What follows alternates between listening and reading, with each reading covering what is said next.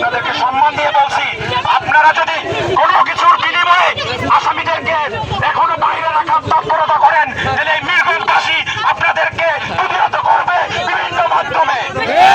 আপনাদেরকে উচিত জবাব দেবে। নেক্সট মানববন্ধন আপনাদের বিরুদ্ধে হবে। আপনারা এখনো আপনারা শান্ত করতে পারেন। 24 ঘন্টার মধ্যে আসামিদেরকে জেলখানায় ভরিয়ে আপনারা একটা মানববন্ধন, আপনারা একটা সাংবাদিক সাক্ষাৎকার দিয়ে বলেন আমরা এখনো 7 দিন পার করা নাই, তার মধ্যে আমরা আসামি ভিতরে নিয়ে গেছি। আপনারা সচেতন হন, মিরগঞ্জবাসী আজকে থেকে সচেতন হন। কোন সন্ত্রাসীদের জায়গা কোন জায়গায় দেওয়া হবে না। আজকে আমার ভাই মারা গেছে, কালকে আপনার ভাই যেতে পারে।